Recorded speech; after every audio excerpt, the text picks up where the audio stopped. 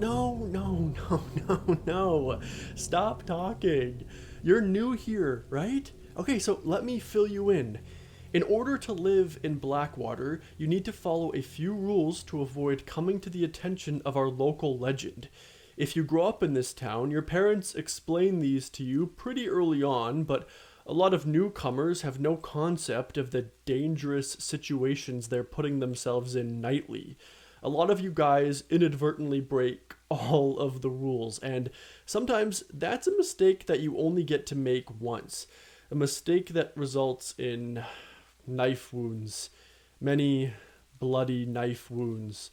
So listen closely because I'm not going to repeat these. The first rule is to not talk about the Black Water Stalker. Let me be clear though, it's not like talking about him once will summon him, or else I wouldn't be doing this for you. Think of it more like a lottery system.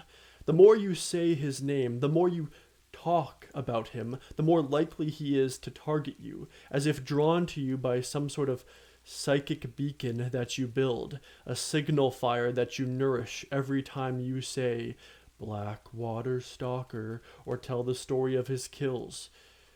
Trevor Sparry learned this the hard way. He was the Blackwater Municipal History Museum curator in the early 2000s, and in 2007, to celebrate Halloween, he set up an exhibit on the legend, on the Blackwater Stalker. He gave tours, he gave presentations about him, and then 3 weeks after the exhibit was closed, Trevor Sparry was found murdered in his bedroom. Learn from his mistake. The second rule is to close your bedroom window before you go to sleep. You can leave the other windows in your house open, that's no problem, but never forget to close your bedroom window and draw the curtains or the blinds. He likes windows.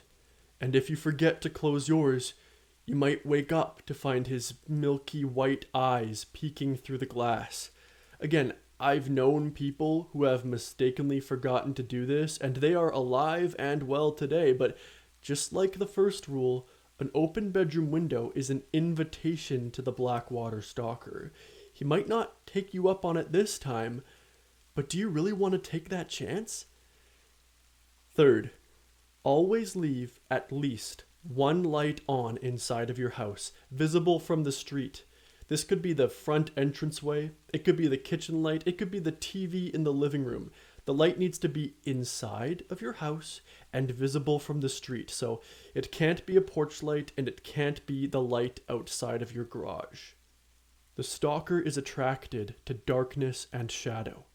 Keeping a light on inside of your house doesn't guarantee your safety, but it does help your odds. The rule used to be that you should keep as many lights on as possible, but that was changed after Orla Pritchard died in 2011. She kept her entire house lit up like a Christmas tree every night, and that didn't stop him from killing her. The fourth rule is to never walk on Main Street between 1 a.m. and 2 a.m. And I know, that's a tough ask because the Dusty Maven is on Main Street, but there is a reason that that bar closes down at 2:30 a.m. If you are still in there after 1, I suggest you stay in the safe confines of that neon-drenched shack until after 2. I promise you that Irene will not kick you out. People have gotten into fights in the Dusty Maven after 1, and they've been allowed to stay until closing.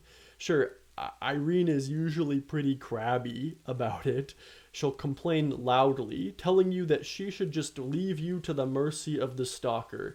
Trust me, this has happened to me before.